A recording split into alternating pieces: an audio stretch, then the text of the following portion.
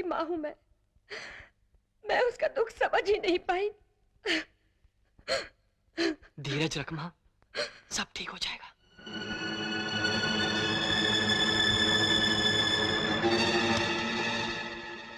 Congratulations, आपकी बेटी माँ बनने वाली है।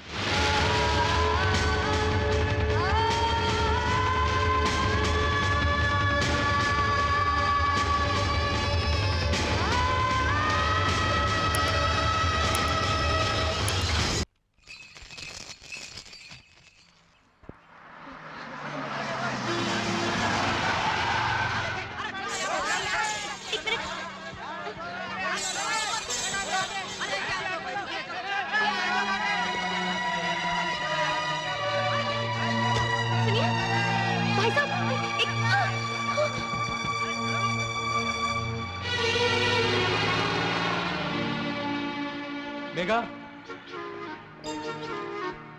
मेघा मैं ऑफिस जा रहा हूँ, आओ तुम्हें छोड़ देता हूँ। No thanks. देखो ऐसी हालत में तुम्हारा बस में सफर करना ठीक नहीं होगा।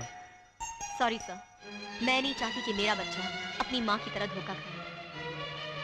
मैं उसे बड़े बाप के बेटे की तरह नहीं, बल्कि मामूली माँ के बेटे की तरह जीना सिखाऊंगी, जिसका पहला सबक यहीं पे शुरू होता है।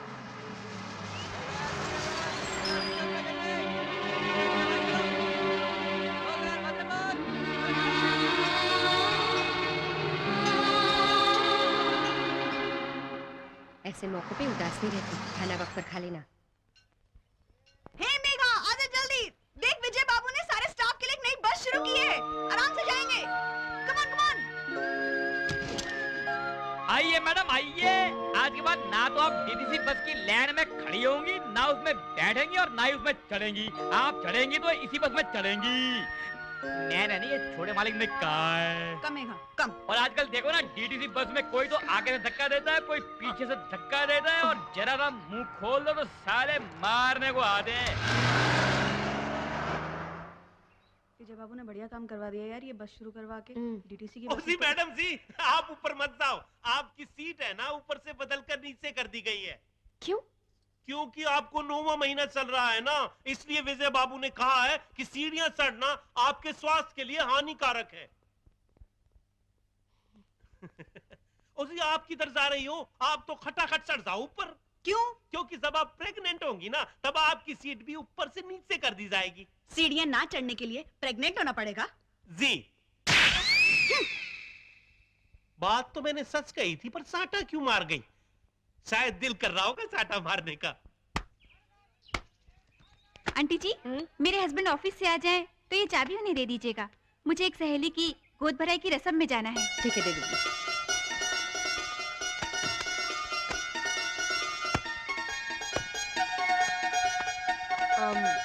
माँ, तुमने मेरी गोद भराई तो की नहीं। हमारे अलग रहने से क्या वो मेरे पति नहीं रहे? मैं उनकी पत्नी नहीं रही। लेकिन बेटा, गोद भराई तो 7वें महीने में। 7वें महीने में ना सही, 9वें महीने में तो हो सकती है ना? हाँ, मैं कल ही सारे मोहल्ले वाले को बुला लेती हूँ। बस क्या माँ, सिर्फ मोहल्ले वालों को बुलाओगी? अरे मैं विश्वनाथ जी की बहू हूँ, कुछ अच्छा वच्चा सा फंक्शन होना चाहिए। क्यों? हाँ, जरूर। अच्छा, अपने ऑफिस वालों को मैं कह दूंगी, तुम मेरे ससुर जी को जाके न्योता दे के आओ। और हाँ, विजय बाबू को जरूर।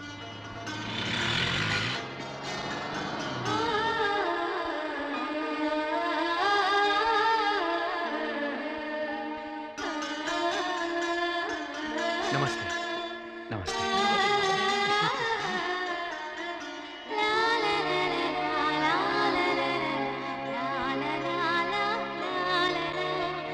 अरे मेघा, तेरे पति कहाँ हैं? मिलवाएगी नहीं क्या? लो, पूछा पति देव कहाँ हैं? तो ऐसे मुस्कुरा रही है जैसे कैलेंडर में लक्ष्मी जी मुस्कुरा आती है। अखंड सौभाग्यवती भव, चांद सा बेटा हो पुत्र जी के। अदे अदे जिंदा। नमस्ते। नमस्ते।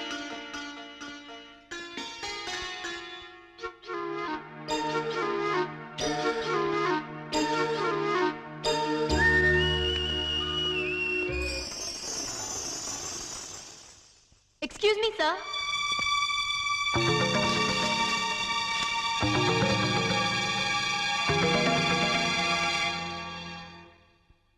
सेक्रेटरी की गोद भराई में लाखों रुपए का सेट देंगे तो लोग ये सोचेंगे कि जरूर हमारे बीच कोई रिश्ता है। नहीं है क्या? है तो अपने मुंह से बता दीजिए क्या रिश्ता है। शर्म आ रही है तो मैं बता दूं। फ्रेंड्स, हम रिश्ते में पति पत्नी हैं। Thank you. हमारे एमडी साहब ने अग्नि को साक्षी मानकर 7 फेरे लेकर मेरे गले में मंगलसूत्र डाला है। सुनिए तो, अब इन लोगों को ये खटक रहा होगा कि आपकी पत्नी होके भी मैं आपके घर में नहीं अपने मां के घर में क्यों रह रही हूं। तो कम से कम ये तो बता दीजिए। लीजिए, हमारे एमडी साहब फिर शर्मा गए। चलो मैं ही बता देती हूं। जिस तरह उन्होंने घाटे में चलती हुई हमारी कंपनी खरीदी थी, उसी तरह उन्होंने एक मुसीबत में फंसी हुई लड़की भी खरीदी थी, यानी मैं।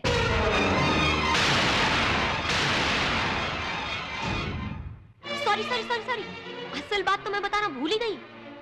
कुछ लोग आर्य समाजी तरीके से शादी करते हैं, कुछ रजिस्टर्ड मैरिज करते हैं।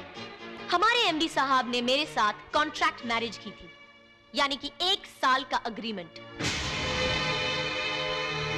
बोले कि अगर इस 1 साल में मेरे लिए प्यार जाग उठा तो जिंदगी भर के लिए रख लेंगे, वरना छोड़ देंगे। प्यार नहीं जागा, छोड़ दिया। लेकिन क्योंकि कभी कभार उस 1 साल में प्यार जाग उठा था, तो मेरे पेट में ये उसी का नतीजा है। हैरत की बात तो ये है कि आजकल फिर से इनको मुझ पर प्यार जाग उठा है।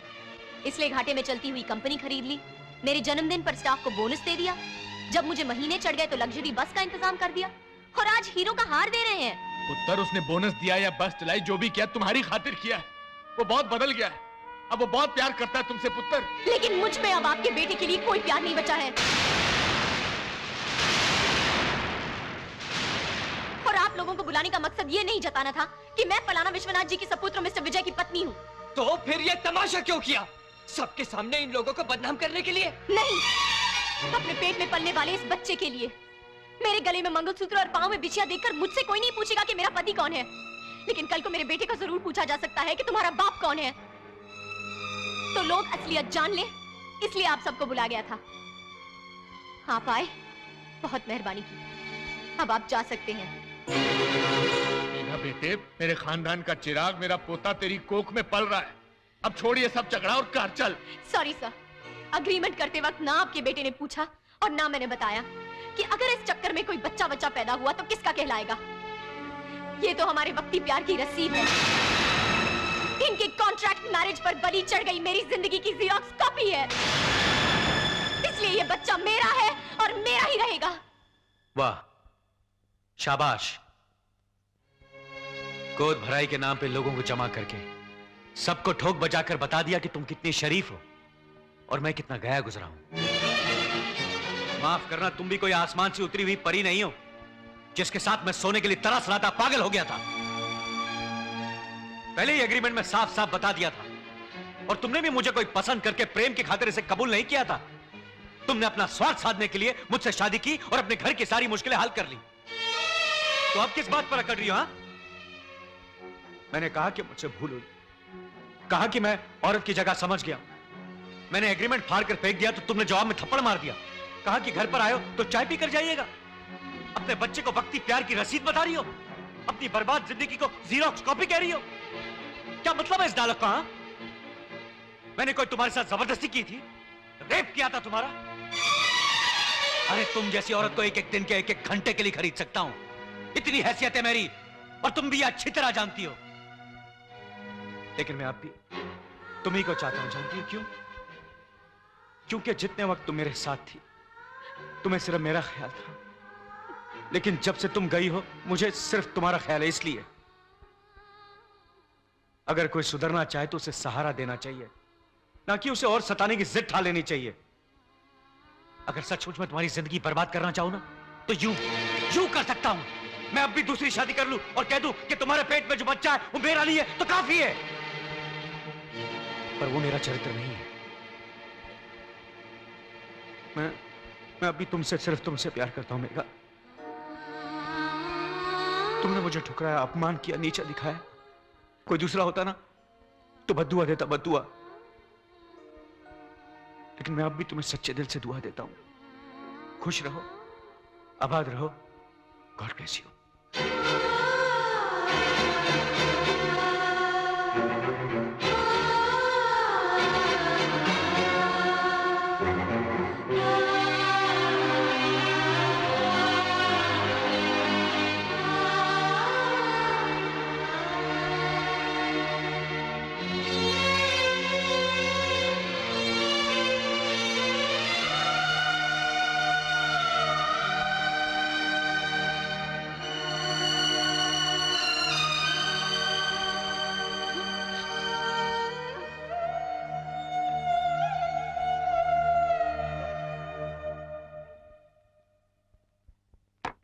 बस कीजिए जीजाजी, बस कीजिए, मैं आपके हाथ जोड़ता हूँ। अरे माना कि मैंने तुम्हारी बहन से बिना प्यार के शादी की, लेकिन उसे छोड़ने के बाद बहुत प्यार किया है। कितना तड़पा हूं, कितना रोया हूं, बार बार उससे माफी मांगी, फिर भी उसने मुझे ठुकरा दिया। और देखा आज किस तरह बर्ताव किया उसने मेरे साथ। जीजाजी प्लीज छोड़ दो मुझे सुधाकर, छोड़ दो। महाराज अब बस भी करो, आपको मेरी दोस्ती की कसम। दोस्त क्या, भाई क्या और पिता क्या, कोई मेघा की जगह तो नहीं ले सकता ना जर्मन। सच अब मैं समझ गया हूं, औरत का दिल एक बार टूटे तो फिर कभी नहीं जुड़ सकता। ऐसा मत बोलिए छोटे मालिक, राम और सीता की तरह आप दोनों फिर मिलेंगे। ये राम कथा भी राम सीता के मिलन के बिना ही खत्म हो जाएगी सलीम। नहीं जीजाजी, हम आप दोनों को मिलाकर ही दम लेंगे। हाँ, बेगाजी के दिल में आप रहते हो, हम ये साबित करके दिखाएंगे। चलो बारात। चलो।